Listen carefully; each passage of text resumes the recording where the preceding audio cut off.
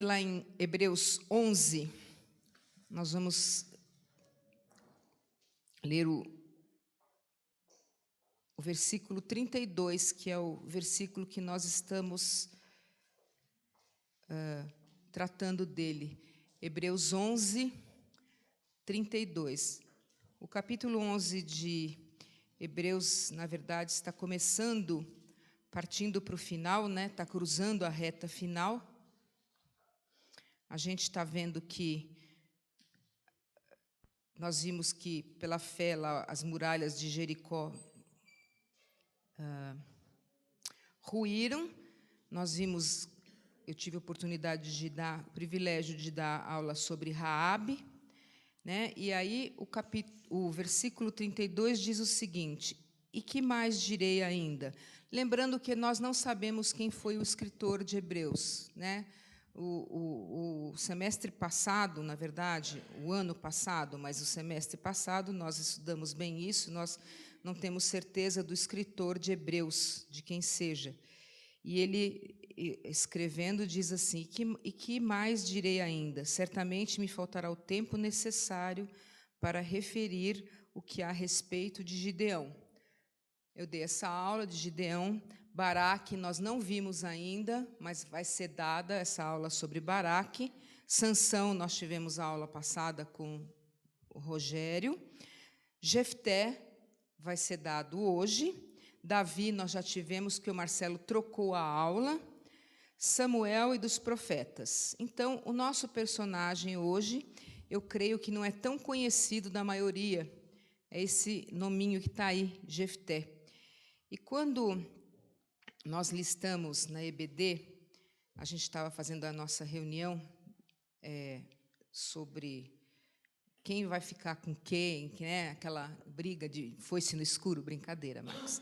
Quando nós fizemos a lista de quem vai ficar com os personagens, eu quis pegar porque eu sempre assim tive o maior, eu vou usar uma gíria, sempre tive o maior bode de Jefté, porque eu achava ele assim um tonto. Então eu falei, não, eu quero pegar ele porque eu quero estudar. Quero estudar porque eu acho que ele fez um voto de uma maneira tão impensada e ele foi assim tão burro. E eu queria pegar para poder... não, assim, sabe? Eu falava, meu Deus, como que alguém faz um voto de uma maneira tão impensada, faz uma coisa tão imbecil? Eram essas as palavras que eu tinha. Sempre eu pensei dessa maneira, muitas vezes eu me coloquei no lugar dele, porque quantas vezes a gente fala uma coisa, que vai fazer uma coisa, promete, e daí a gente fala, ai, não fiz, né? Ai, deu tudo errado. A gente faz exatamente ao contrário. E eu tinha lido isso, então e aí completamente equivocado aquilo que eu pensava. Como Deus, aí Deus fez assim, sabe? Tchum, me deu como se fosse uma rasteira mesmo, fez eu pensar. Então, o nome está aqui no meio, aí o nome dele está aqui no meio de Hebreu. Eu nunca, na verdade, tinha me atinado que o nome dele estava em Hebreus. Olha, nunca tinha me atinado que o nome dele estava na galeria dos heróis da fé. A gente lê, a gente vê, passa por cima, mas eu nunca tinha pensado que ele estava ali, né? Então, a gente vai hoje falar sobre o Jefté. Vamos abrir lá no livro de Juízes, é um livro que a gente vem lendo bastante, capítulo 11.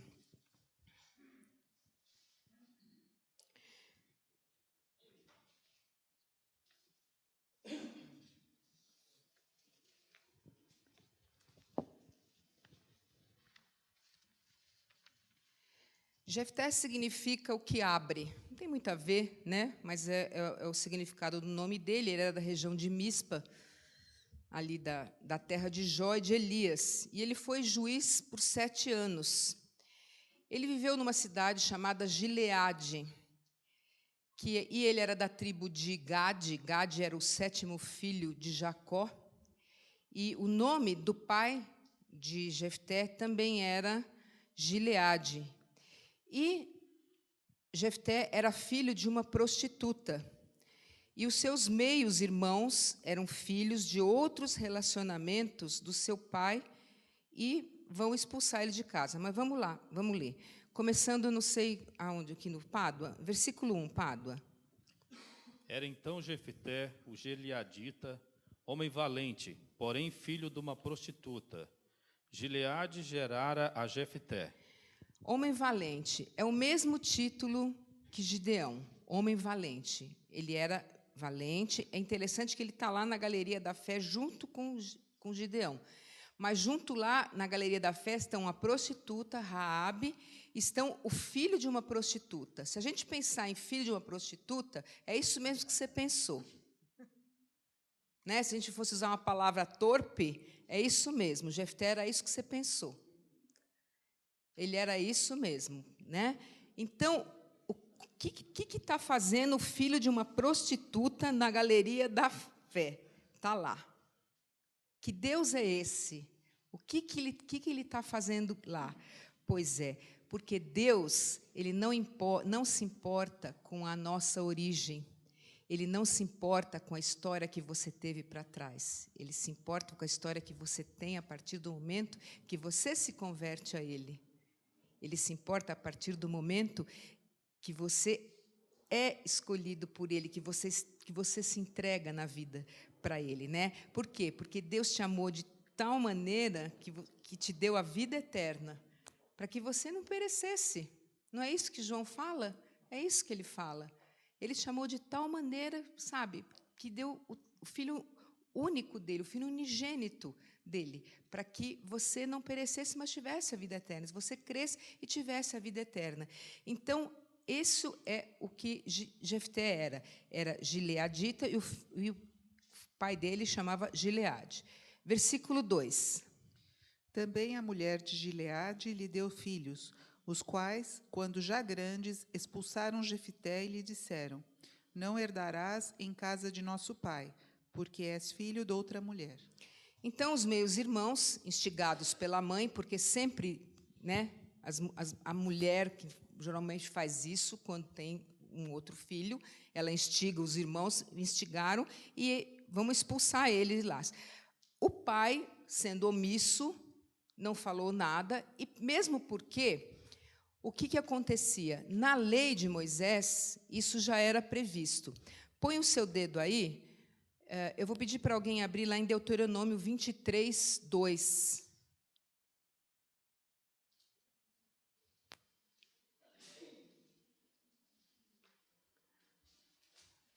Alguém leia para mim? Deuteronômio 23, 2. Isso. Nenhum amonita, nem moabita entrará na Assembleia do Senhor, nem ainda a sua descendência, geração, entrará na Assembleia do Senhor eternamente. 2. 2. Nenhum bastardo entrará na Assembleia do Senhor, nem ainda a sua descendência, geração, entrará nela. Não podia nem amonita e nem bastardo. Décima geração, nem bastardo. Então, quer dizer, ele era bastardo, então ele não podia participar, certo, da Assembleia lá de Israel. Então, o que acontece? Ele é instigado e é muito interessante, porque o que a gente entende? A gente entende que os pais têm responsabilidade com os filhos. Apesar de ter a lei, é responsabilidade dos pais criarem, protegerem, darem apoio para os filhos. Isso é muito importante. Muitas vezes, quando a gente tem mais de um filho, nós temos afinidades diferentes com os nossos filhos. Não quer dizer que eu goste mais de um ou goste mais de outro. Eu tenho afinidades diferentes. Cuidado para a gente não proteger os nossos filhos de maneiras equivocadas. Porque um é menino, eu gosto mais dele, ou porque o outro é menina e eu gosto mais dela. Às vezes a gente confunde isso, e isso é muito ruim. Quando eu era pequena, o meu irmão colecionava carrinhos do Matchbox. Hoje é aquele Hot Wheels, né? Hoje tem outro nome, mas na época era Matchbox. todo sábado a gente saía. Naquela época, dava para comprar um carrinho por semana. Como meu irmão colecionava, todo sábado ele ganhava um carrinho. Eu gostava de Barbie. Na minha época, eu já tinha Barbie, mas a Barbie era importada e não tinha roupinha. Eu não ganhava nada. E meu irmão ganhava todo sábado um carrinho. E eu ficava injuriada. E eu falava, mas não vou ganhar nada? Não, mas não tem, a sua coleção não tem nada para você colecionar. E aquilo me marcou profundamente, tanto é que eu estou falando agora. Mas, assim, o que tinha? Afinidade. Eu brincava, adorava brincar de carrinho. Então, eu brincava também de carrinho, porque era uma maneira de eu, sabe, assim, achar aquilo fantástico também. Né? E meninas gostam de brincar de carrinho também. Meninos não gostam muito de brincar de boneca, mas meninas gostam de brincar de carrinho. Mas é isso que eu falo, o cuidado da gente ter afinidades. Às vezes o seu filho gosta de música, porque o outro não gosta, você afasta. Então, cuidado com essa divisão que às vezes a gente tem. Né? Às vezes você chega mais um filho, o outro você não tem afinidade, porque você não sabe lidar, porque é menino, porque é... Não, sabe? Se é menino, se você não... Lute com ele, vocês que são mães, sabe? Vai lutar com seu filho pequenininho mesmo, sabe? Brinca de luta, mesmo que o pai não esteja presente, você que é mãe, brinca de luta, vai rolar no chão, vai brincar de soco. Eles gostam dessas coisas de físico, sabe? Porque eles precisam de ver a mãe como uma pessoa igual, uma pessoa que tem a troca. É muito legal isso. E o pai é a mesma coisa com as meninas. Beijem as meninas, porque às vezes os pais ficam assim, ó, aquela coisa de não saber lidar com as meninas. Por quê? Porque pai precisa beijar a menina, precisa cocar, precisa fazer carinho, e mãe precisa, sabe, tratar os filhos na base da pancada, muitas vezes, para brincar, para ter essa troca. Porque, muitas vezes, isso é extremamente saudável para os filhos. Isso é extremamente saudável para os filhos. E a gente não vê isso acontecendo aqui. A gente vê uma omissão e a gente vê o quê? Os filhos, os meios-irmãos, tratando e indo embora. Então, vai lá, vão embora. Versículo 3. Oi. De diferentes idades.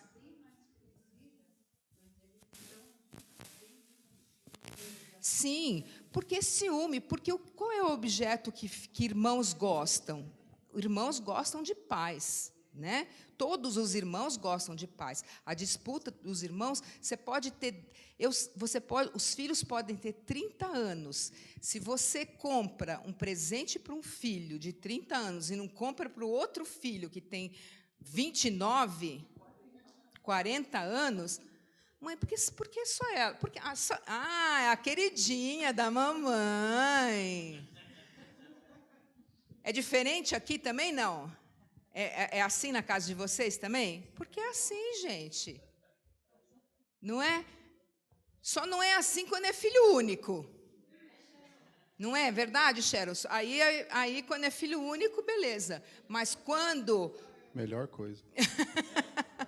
Não é? Quando é filho único, beleza. Mas quando é dois... Gente, deu presente para um, dá para o outro. Vai na maternidade visitar o segundo filho, pelo amor de Deus, leva um presente para o outro.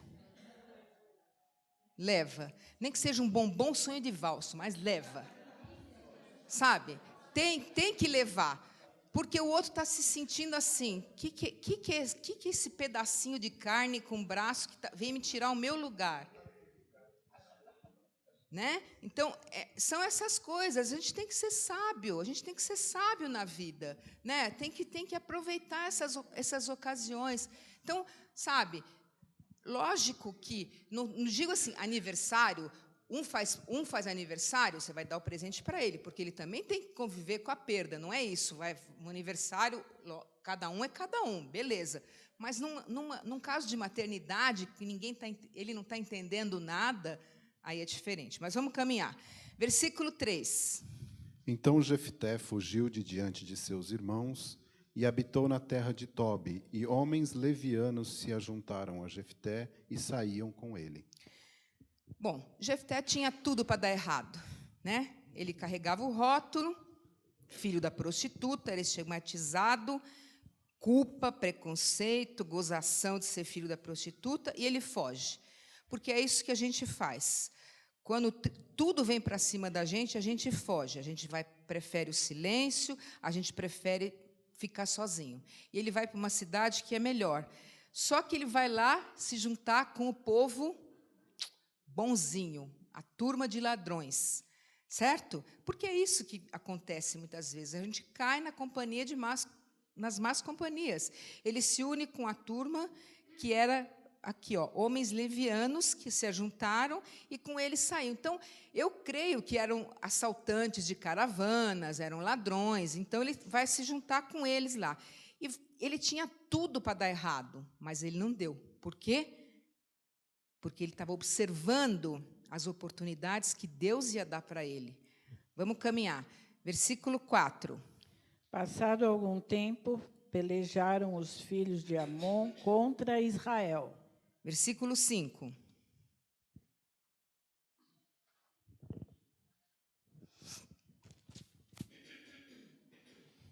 Quando pelejavam, foram os anciãos de Gileade buscar Jefté da terra de Tobi. Opa, a história virou.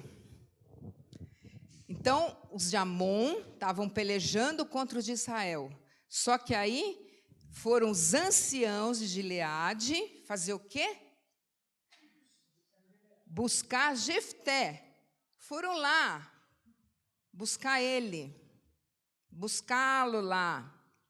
Era hora de Jefté ser levantado como juiz, como instrumento de Deus para libertar o povo. Então, eles estavam lá, apertados pela peleja, porque os amonitas eram muitos. Então, eles resolvem chamar aquele a quem um dia eles tinham rejeitado, quem, ó, você não presta, você é filho da prostituta, a gente não te quer aqui, a gente não quer você aqui, vai embora. Vai lá. Agora, vem para cá. Versículo 6. E disseram a Jefté: vem e sê nosso chefe, para que combatamos contra os filhos de Amon. Opa, viu como a história virou?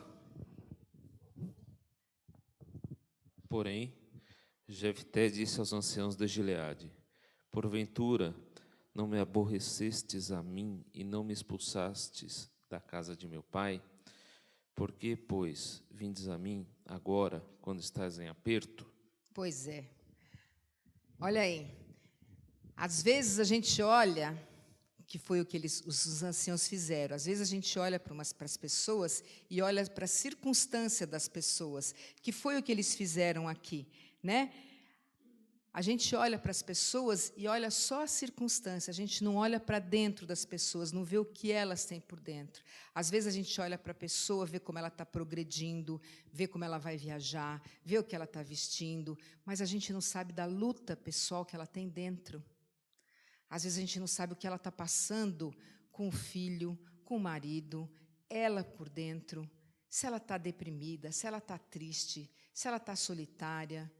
E isso aqui eles não sabiam, porque eles não sabiam nada da vida de Jefté. Eles sabiam o que eles estavam vendo, que ele era filho de uma prostituta. Isso eles sabiam. Então, se muitas vezes nós enxergássemos as pessoas como Deus enxerga, como seria diferente, né? Como seria diferente? Porque muitas vezes a gente iria incentivar as pessoas. Se a gente enxergasse, a gente veria como foi com Moisés. Moisés era gago, mas Deus viu Moisés. A mulher era adúltera, mas Jesus viu ela diferente. Bartimeu era cego, mas Jesus fez ele diferente. O coxo lá falou: Senhor, eu quero andar, e ele andou. Então, muitas vezes, Deus enxerga coisas que nós não enxergamos. E esse é o nosso papel enquanto igreja, é enxergar as coisas da maneira que Deus enxerga. Por isso que o amor pode fazer diferença. Por isso que aqui ele vai falar isso aqui. Jefté fica super desconfiado. E aí ele põe para fora o quê? As feridas. Ué, eu não servi, agora eu sirvo? A gente faz isso. A gente põe as feridas para fora, mas ele resolve aceitar. Né? Ele resolve aceitar essa oportunidade, esse desafio que Deus está dando, já que antes eles não reconheciam nada. Então, ele fala isso mesmo. Por que, pois, agora vocês vêm a mim, agora que vocês estáis em aperto? Versículo 8. Responderam os anciãos de Gileade a Jefté: por isso mesmo tornamos a ti.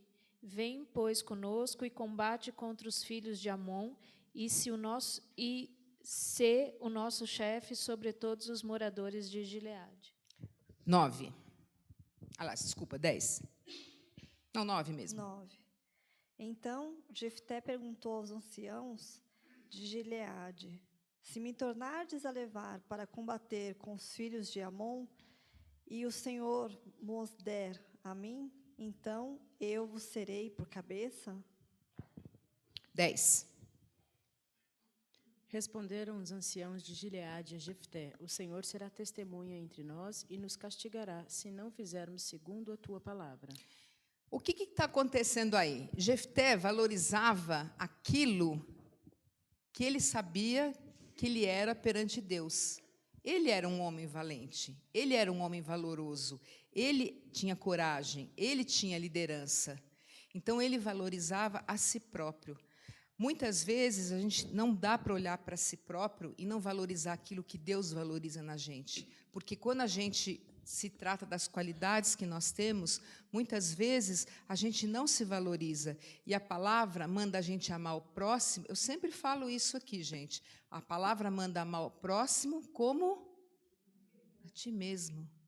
É impossível eu não amar o próximo se eu não amar a mim mesmo. Eu sempre brinco, espelho. É no espelho que a gente faz isso, Por que isso, gente? Se eu não amar, se eu detestar meu cabelo, se eu detestar minha sobrancelha, se eu detestar meu... Que é isso? Se eu não me aceito como pessoa... Lógico, a gente às vezes não gosta, mas, sabe, ninguém é perfeito. Mas eu tenho tantas outras qualidades, a gente é assim, nós somos feitura dele. E feitura, no grego, a palavra é poema. Nós somos um poema de Deus. Então, o que a gente tem com relação a isso? Nós somos um poema de Deus. Deus fez a gente e jogou a receita fora. Não é piadinha, não existe outra pessoa. Exatamente, eu sempre brinco, nós não fomos feitos em série que nem Danoninho. Não é. Vocês são únicos. Então, cada um tem que se valorizar a si próprio.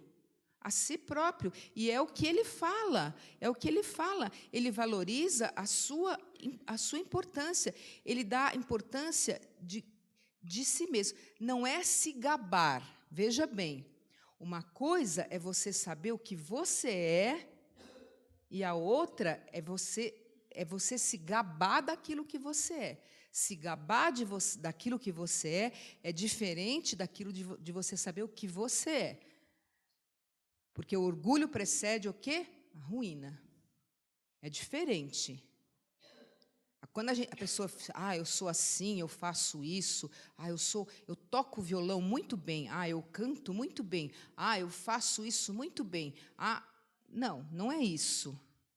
É você saber o que você é e ficar na sua.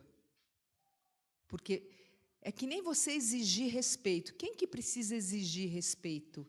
Respeito você não exige. Você conquista.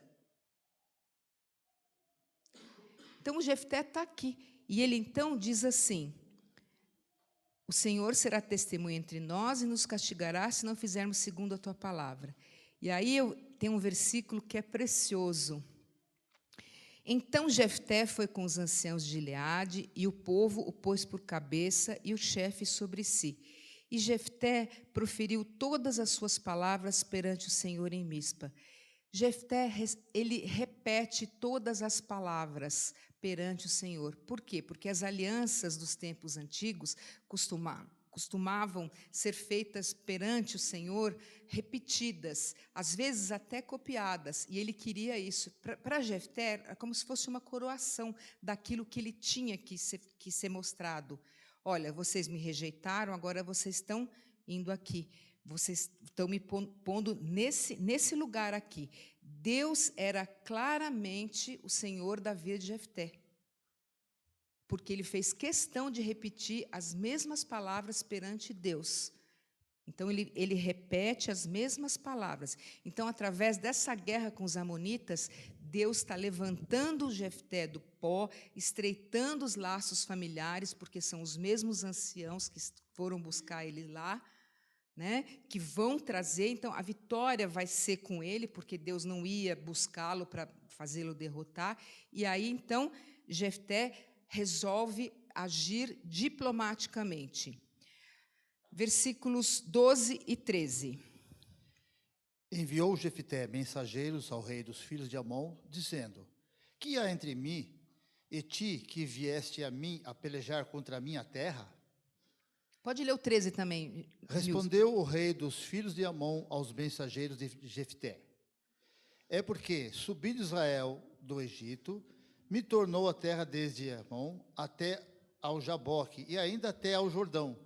Restitui-me agora pacificamente. Então, ele pacificamente, ele manda mensageiros para o rei de Amon, diplomaticamente, ele fala: o que está acontecendo?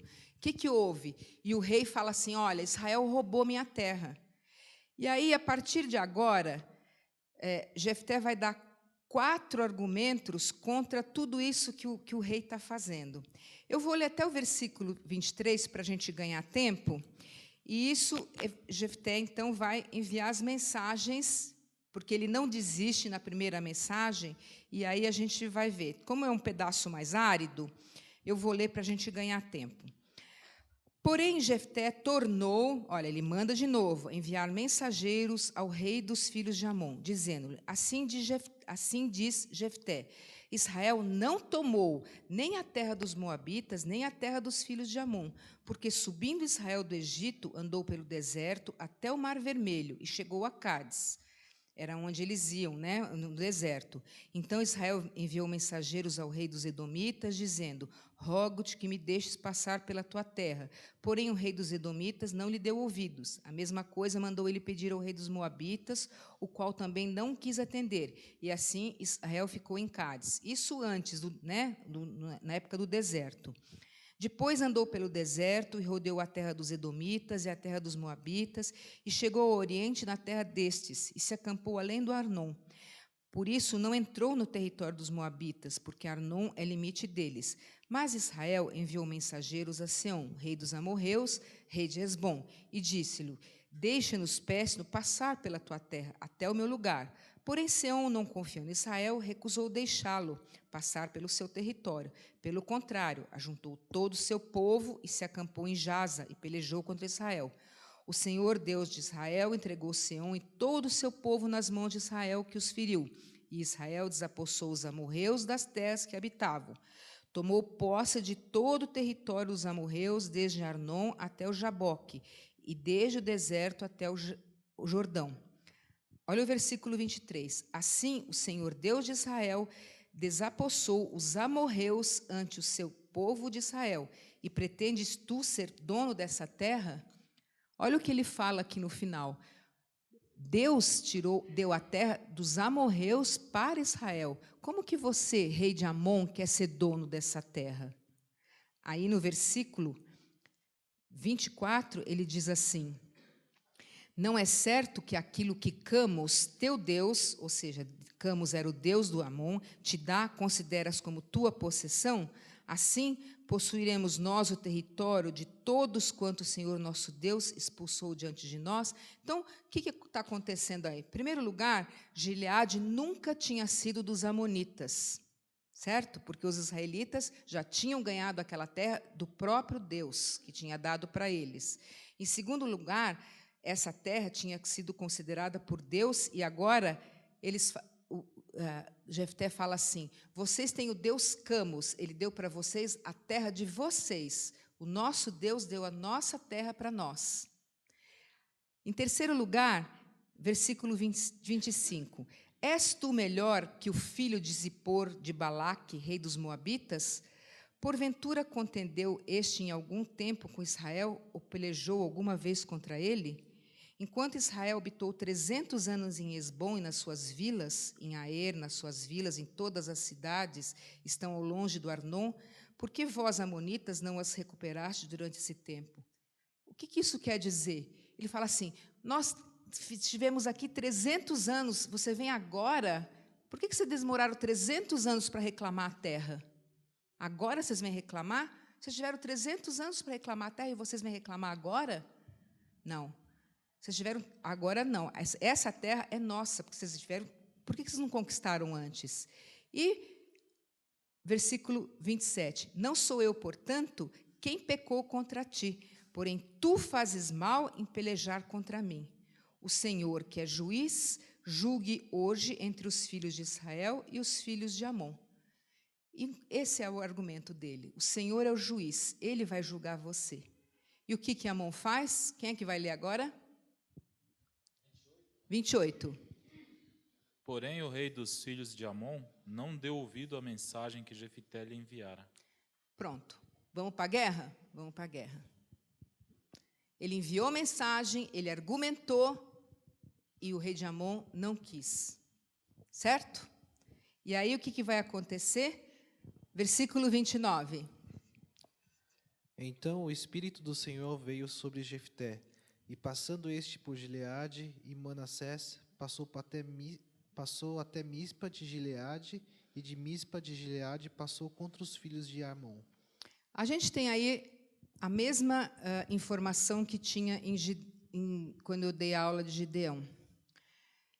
O que diferencia nós de Jefté é que nós temos o Espírito Santo, porque nós somos selados com o Espírito Santo. Jefté não tinha o Espírito Santo. O Espírito Santo vinha sobre ele eventualmente. Olha aqui, o Espírito do Senhor veio sobre Jefté. Até então, ele não tinha o Espírito Santo.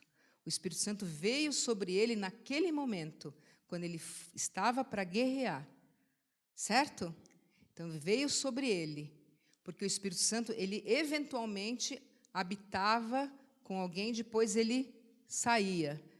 O Espírito Santo veio sobre o pessoal quando? Quando que o Espírito Santo passou a habitar com a gente? Hã? Quando cremos. Mas em quando que ele veio definitivamente? Lembre quando Jesus fala, eu vou, mas eu vou mandar o Consolador, certo? Na descida do Pentecoste, exatamente. Certo? Então, hoje, nós somos, se a gente pudesse comparar, nós somos muito melhores assim do que Jefté, porque nós somos a habitação do Espírito Santo. Eles não tinham o Espírito Santo, nós temos, porque à medida que quando nós cremos, nós somos selados, o Espírito Santo passa automaticamente, como se apertasse um botão, pim, selado, é o selo, o Espírito Santo passa a habitar dentro de nós. E aí, então, 30. Fez Jefté um voto ao Senhor e disse, se com efeito me entregares os filhos de Amon nas minhas mãos. Aí nós vamos entrar no campo minado. Porque ele vai fazer um voto. E esse voto era uma promessa que não deveria ser quebrada. Não é que não podia, não deveria ser quebrado. Porque esse voto era uma coisa muito importante. Põe o dedo aí, vamos abrir em Números. Números 30, versículos 1 e 2. Quem achou pode ler. E alguém também, por favor, abra em Deuteronômio 22, 21 e 23. Números 30, 1 e 2, e Deuteronômio 22, 21 a 23. Falou Moisés aos cabeças das tribos dos filhos de Israel, dizendo, esta é a palavra que o Senhor ordenou. Quando o homem fizer voto ao Senhor, ou juramento, para obrigar-se a alguma abstinência, não violará a sua palavra, segundo tudo o que prometeu, fará. Então, não podia violar a palavra, certo? Deuteronômio 22, 21 a 23.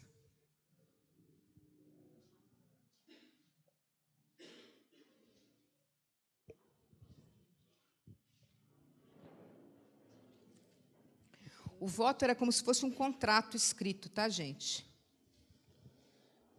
Então a levarão à porta da casa de seu pai, os homens de sua cidade a apedrejarão até que morra. 22.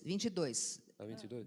Deuteronômio 22, 21 a 23. Ah, desculpa, tá. De novo, então.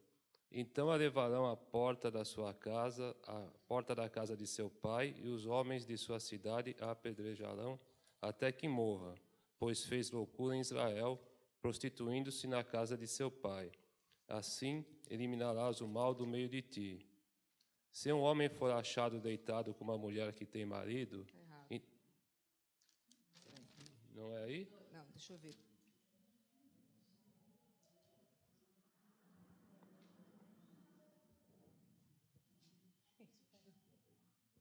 Não.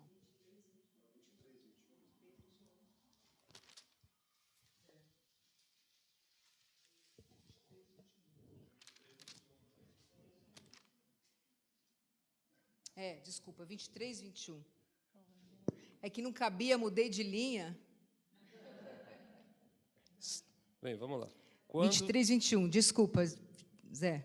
Não tem problema. Quando fizeres algum voto ao Senhor, teu Deus, não tardarás em cumpri-lo, porque o Senhor, teu Deus, certamente o requererá de ti, e em ti haverá pecado. Pode continuar, até o 23. Porém, abster-no-se de fazer o voto, não haverá pecado em ti.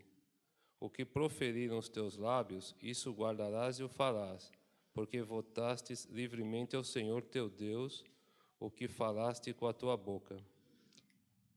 Isso era a lei, o que está falando aqui, certo? Então, não podia fazer voto. O voto era como se fosse um contrato escrito. E aí, o que vai acontecer lá em Juízes? Ele faz um voto. Jefté fez um voto ao Senhor e disse: se com efeito me entregares os filhos de Amon nas minhas mãos... Olha o que vai falar o versículo 31 agora. Quem primeiro da porta da minha casa me sair ao encontro, voltando eu vitorioso dos filhos de Amon, esse será do Senhor, e eu oferecerei em holocausto. 32. Assim Jefté foi de encontro aos filhos de Amon, a combater eles, o Senhor os entregou nas mãos de Jefté. Este derrotou nas proximidades de Minite 20 cidades até o Betel-Queramim. Foi muito grande a derrota. Assim foram subjugados os filhos de Amon diante dos filhos de Israel. E agora vem 34. Vindo, pois, Jefté a Mispo, à sua casa, saiu-lhe a filha a seu encontro, com adufes e com danças, e era ela filha única. Não tinha ele outro filho nem filha. Quando a viu, rasgou as suas vestes e disse: ah, filha minha, tu me prostras por completo. Tu passaste a ser a causa da minha calamidade, porquanto fiz voto ao Senhor e não tornarei atrás. E aí a gente pensa.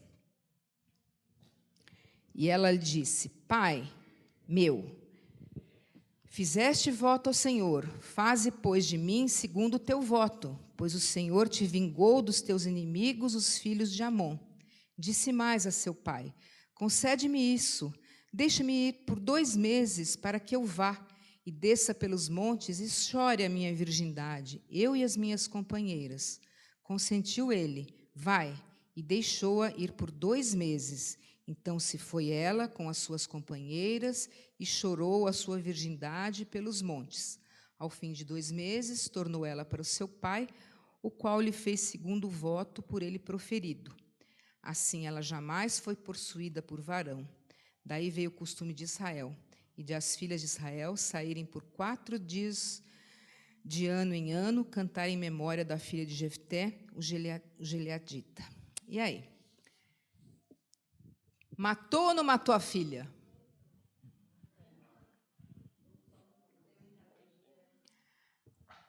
Senhor, esse é o voto que eu faço. Se o senhor me der Amon, a primeira pessoa que sair aqui, eu vou dar em holocausto para o Senhor.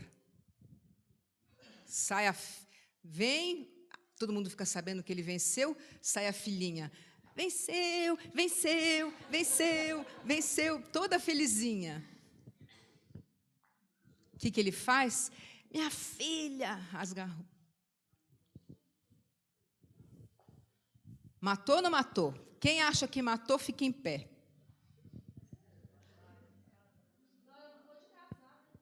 Não sei, estou querendo saber se ela... Ali fala holocausto. O que é holocausto? Matar? Matou a filha?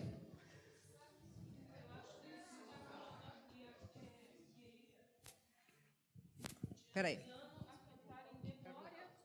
Em memória da filha. Se é em memória, porque ela está morta, não é não? Sem memória, porque está morta? Não sei, estou perguntando. Eu quis puxar para... Porque isso é extremamente... Eu falei que era campo minado.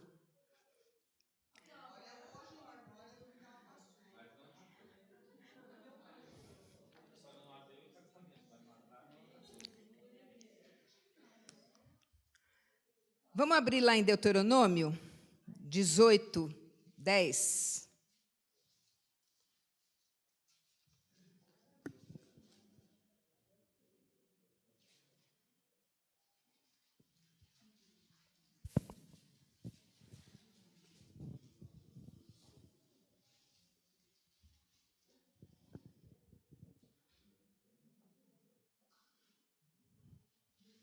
O que fala Deuteronômio 18, 10? Não se achará entre ti quem faça passar pelo fogo o seu filho ou a sua filha, nem adivinhador, nem prognosticador, nem agoureiro, nem feiticeiro. Pode fazer sacrifício humano? Não. Não podia fazer sacrifício humano. Espera aí. E Abrão?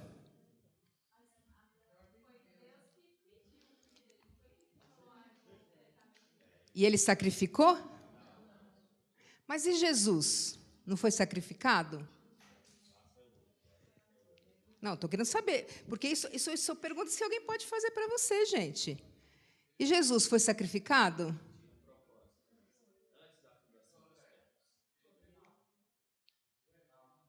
Hã? O voto dele foi errado? O voto pode ter sido precipitado. O voto foi precipitado, não o ato. Está escrito em algum lugar aí, a filha morreu? Não. Como eu e o Marcos estávamos conversando aqui antes da aula, não existe... Existem muitas discussões em cima desse fato. Isso é uma das coisas que você vai pegar um banquinho, quando você chegar no céu, e vai falar assim, Senhor, me explica lá como é que foi a história de Jefté. Porque não existe o que seja isso. Holocausto não necessariamente precisa ser oferta queimada. Certo? O holocausto não necessariamente existe. Existem comentaristas que acham que incrivelmente, por ele viver entre os povos pagãos, ele se deixou dominar e fez o voto e pagou o voto e foi. Mas vamos ver a argumentação aqui. Vamos ver a argumentação. Oi. Espera aí, fala aqui, Marcos. Eu só queria, aqui na revista atualizada que a gente usa, diz quem primeiro da porta, né, da minha casa me sair ao encontro. Quem? da ideia de uma pessoa. Então, partindo desse princípio, Jefté sabia que ele ia ter que sacrificar alguém, certo? Só que na minha outra tradução, tá disse assim, aquilo que saindo da porta. Você vai falar, então, desculpa. Mas pode falar, pode falar. Então, é assim, às vezes a gente precisa ir lá no original, né, para tentar entender qual foi a intenção de Jefté. Jefté queria glorificar o Senhor. E acredito que nunca passou na cabeça dele sacrificar alguém, né? É interessante a gente observar isso primeiro. Só que ele foi infeliz, porque ele nunca ia imaginar, né? O voto dele foi infeliz, foi imprudente, né? Foi trágico, porque ele nunca imaginava que a filhinha dele ia vir toda contente, dançando lá, cantando, né? Venceu, venceu, venceu. Como é que faz de novo? Uma vez só. O show é uma vez só.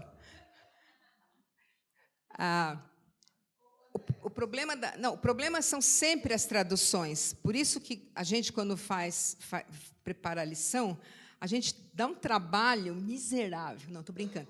Dá um trabalho porque a gente tem que ver as traduções. Porque quando eu lia isso daqui, e lia como a gente lê, né? Hoje, existem muitas Bíblias de estudo, mas quando a gente lê, muitas vezes, a gente vai na tradução e vai no V da valsa. E aí a tradução, muitas vezes, ela deixa a desejar, ela é falha. Né? Fala, Derlene. Aqui, eu não sei, né? O que pelo menos para mim, diz é que ele sacrificou a descendência dele, não é isso? Exatamente, nós vamos chegar lá. Então, o que a gente entende aqui de tudo que nós estamos vendo, né? Principalmente, as traduções falam erradamente do que seria esse voto. Como o Marcos já falou, algumas traduções trazem aquilo, então seria um objeto. Ele pensou em um objeto. Um objeto. Em primeiro lugar, né, oferecer sacrifício humano era proibido pela lei de Moisés. E a gente já viu que era uma abominação, era abominável ao Senhor. Era abominação. Então, é impressionante que existem Bíblias, e Bíblias de estudo, e Bíblias boas. Até a versão King James apresenta isso como se fosse uma coisa assim. Não, Jefté sacrificou mesmo, porque era sacrifício, ele fez isso e tudo. Eu fiquei assim, porque eu também pensava isso, por isso que eu quis fazer isso achando que fosse isso. Falei, nossa, que tonto, que bobo, que baiano, que, né? Era realmente assim uma coisa que, né? Não, mas era assim, porque eu achava assim, como que alguém faz isso pensando, né, que voto? Mas o voto não deixa de ser precipitado. Aí eu peguei o Spurgeon, que é um pregador que eu gosto bastante, e ele vai falar. Então, primeiro, o Jefté não era precipitado, ele foi cauteloso. O que ele fez? Primeiro, ele mandou mensageiros para saber do rei. Foi ou não foi? Mandou mensageiros. Ele não queria entrar em guerra, ele foi cauteloso, mandou mensageiros. Ele foi perguntar para os anciãos, vocês querem mesmo que eu seja? Mas eu vou ser se vocês quiserem. Então, ele era uma pessoa extremamente cautelosa. O voto dele, não, mas ele foi. Então, nas discussões que ele teve com os anciãos lá ali, o que aconteceu? Ele conhecia as Escrituras, então ele sabia que sacrifício humano era abominável ao Senhor. Quando Jefté faz o voto, a gente leu no versículo 29, o Kate leu, o Espírito do Senhor estava sobre ele. Então, na hora que ele fosse sacrificar, você acha que o Espírito Santo não iria falar com ele? Não iria dizer a ele?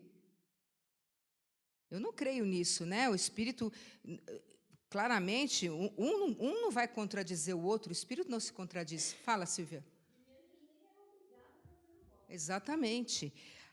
O holocausto, como eu falei, nem sempre quer dizer um sacrifício sangrento, mas pode ser uma dedicação total, que eu creio que é o que houve aqui. Uma dedicação total do que seria.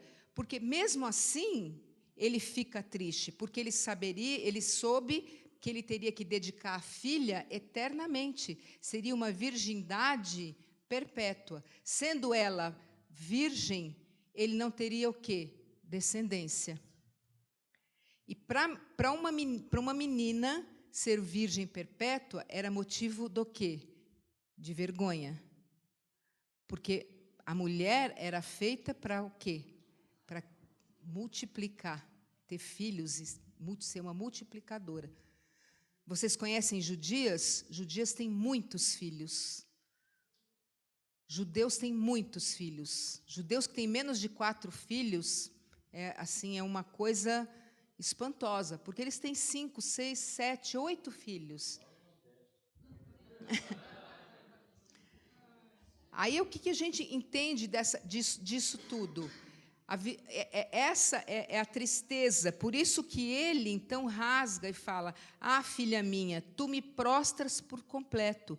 Tu passaste a ser a causa da minha calamidade, porquanto fiz voto ao Senhor e não tornarei atrás. Ele não torna atrás. Né? Por quê? Porque as filhas vão lamentar. E esse lamentar, segundo a tradução, é um lamentar de comemorar, porque não está em nenhuma outra passagem da Bíblia. É um lamento de comemoração das virgens de Israel, ano a ano. Então, depois de derrotar, encontrar sua filha, Jefté tem tempo bastante. Lembra, passaram-se 2 meses. Se ele fosse sacrificar, será que os sacerdotes que moravam em Silo não iam vir para ele e falar: Jefté, o que você fez? Será que os sacerdotes não viriam para ele e não falariam? Não teriam como falar para ele: olha o que você fez, o que você está fazendo? Você vai sacrificar? Os sacerdotes iriam para cima dele. Então, eu não acredito nisso, né? Teriam como redimir. E fora isso, se o voto tivesse sido precipitado, ainda assim, a palavra de Deus, na lei, ela oferece, lá em Levítico, vamos abrir lá? Levítico 5, versículos 4 e 5. Ela oferece a possibilidade de se arrepender do voto. É muito engraçado isso, muito interessante, eu nunca tinha reparado.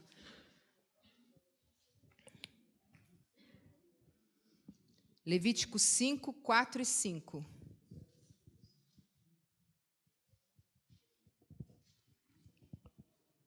Ou quando alguém jurar temerariamente com seus lábios, fazer mal ou fazer bem, seja o que for que o homem pronuncie temerariamente com juramento, e lhe for oculto e o souber depois, culpado será numa dessas coisas.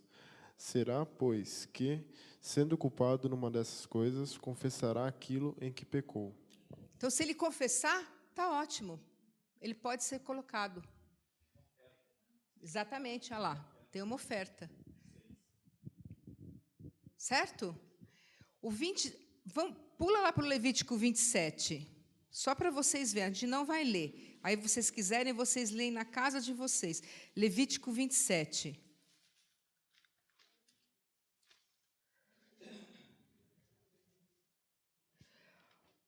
Olha o título: votos particulares e avaliação deles. Todos os votos vocês pagam pagamento de resgate. Os votos que vocês faziam, vocês podiam desvotar pagando o resgate. Então, mesmo assim, se Jefté tivesse votado e quisesse pagar o resgate, ele poderia. Se ele quisesse chegar e falar assim: eu não quero isso, eu poderia. Ele fez isso? Não. A lei o protegia, mesmo que ele quisesse voltar atrás. Ele voltou atrás? Não. Ele continuou.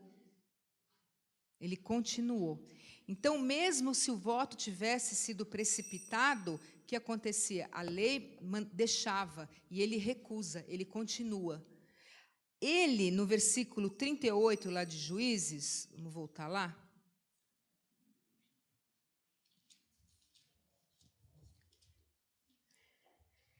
Consentiu, vai, deixou ir por 2 meses. Então se foi ela com as suas companheiras e chorou a sua virgindade por sobre os montes. Não vai lamentar a morte, mas a sua virgindade permanente. Ela não ia poder ter filhos, ela ia ser estigmatizada, como eu falei. Ela não morre, né? E então, por causa disso, o que vai acontecer? Jefté ainda vai governar depois disso, ó. As filhas delas, então Jefté ainda vai governar Israel durante 6 anos. Ele ainda vai ter uma passagem, nós não vamos ler aqui porque não dá tempo e também não é o objetivo da aula.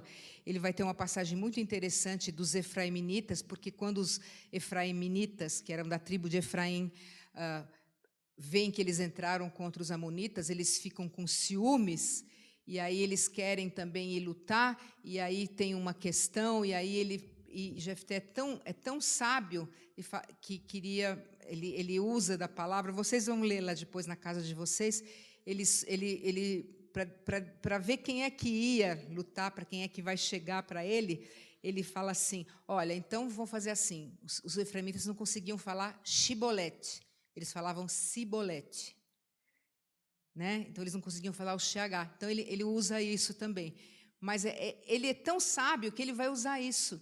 Então, uma pessoa que é tão sábia, que foi tão cautelosa, o único problema dele foi ser o quê? Foi fazer um voto precipitado. Mas não um voto precipitado em que houvesse o quê?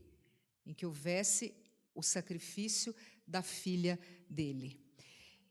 Ele é, então, recomendado por Samuel.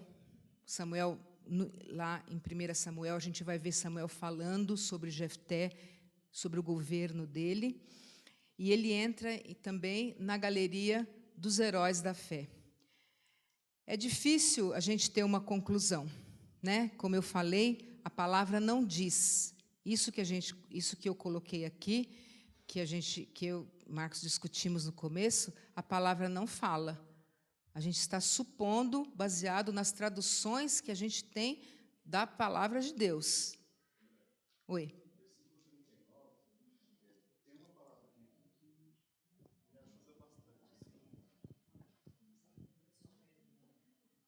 O versículo 39 fala assim, assim ela jamais foi possuída por varão. Não teria sentido se ela tivesse sido sacrificada, né? Essa frase aqui não teria sentido nenhum, né?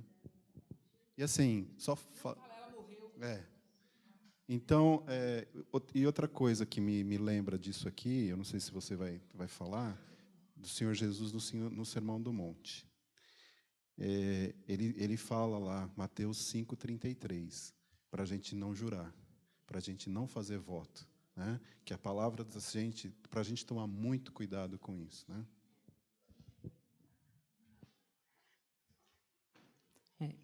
Eu vou encerrar com essas 3 coisas. Vou encerrar com 3. Primeiro, eu queria que a gente abrisse lá em Eclesiastes. Eclesiastes 5. Tudo é 5. Eclesiastes 5.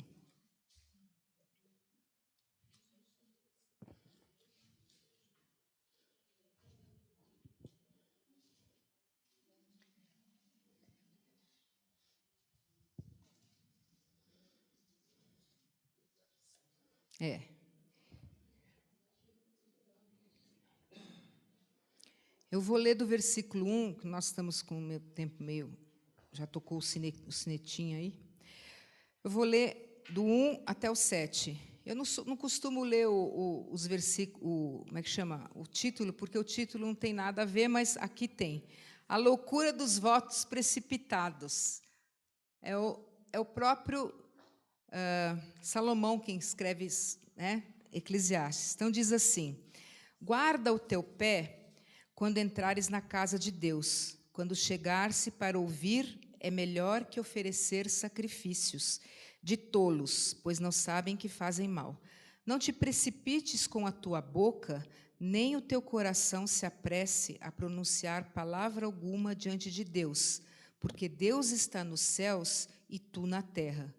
Portanto, sejam poucas as tuas palavras, porque dos muitos trabalhos vêm os sonhos, e do muito falar, palavras nécias. Quando a Deus fizeres algum voto, não tardes em cumpri-lo, porque não se agrada de tolos. Cumpre o voto que fazes. Melhor é que não votes do que votes e não cumpras. Não consintas que a tua boca te faça culpado, nem digas diante do mensageiro de Deus que foi inadvertência. Por que razão se iraria Deus por causa da tua palavra, a ponto de destruir as obras das tuas mãos? Porque como na multidão dos sonhos a vaidade, assim também nas muitas palavras, tu, porém, teme a Deus. Pense antes de falar, gente. Pense antes de falar. Aqui.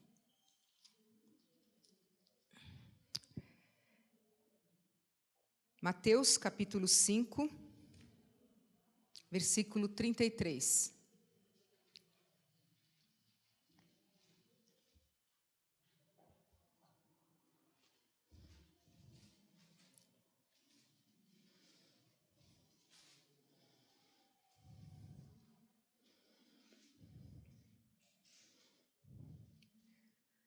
Também ouvistes o que foi dito aos antigos: não jurarás falso, mas cumprirás rigorosamente para com o Senhor os teus juramentos. Eu, porém, vos digo: de modo algum jureis, nem pelo céu, por ser o trono de Deus, nem pela terra, por ser estrado dos seus pés, nem por Jerusalém, por ser cidade do grande rei, nem jures pela tua cabeça, porque não podes tornar um cabelo branco ou preto. Seja, porém, a tua palavra sim, sim, não, não. O que disto passar vem do maligno. Jurar é uma coisa, voto é outra. Você pode fazer um voto, você perante Deus, não interessa mais a ninguém. Não faça um voto e saia proclamando para todo mundo. É você com Deus. As coisas que você tem com Deus são suas com Deus. Não interessa mais a ninguém. São suas. É que nem salvação, é única. É você com Deus, é a sua intimidade. O Salmo 25 fala que a intimidade do Senhor é para aqueles que o temem, ao qual eles vai conhecer e vai ser dado a conhecer a sua aliança. E é isso que a gente tem que entender. Deus dá aliança para aqueles que o temem, para aqueles que têm intimidade com eles. E a intimidade com o Senhor é uma coisa muito gostosa, muito perfeita. Então, se você for votar, vote, mas cuidado com aquilo que você leu em Eclesiastes, que a gente leu aqui em Eclesiastes. Porque o voto é muito sério, a palavra é muito séria. Então, que realmente Jefté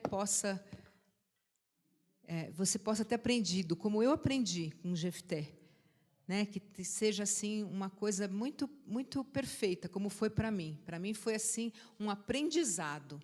Né? Eu louvo a Deus porque quando a gente acha que não que não tenha nada a aprender, quando a gente acha que a gente já sabe algumas coisas, a gente vê que não aprendi nada, que não sei nada, e que a gente se acha assim, se fala, meu Senhor, que coisa boa que aprender da Tua palavra. Às vezes, a gente fica extasiado com a palavra do Senhor, e que assim seja. Vamos orar? Marcos, você quer orar, por favor?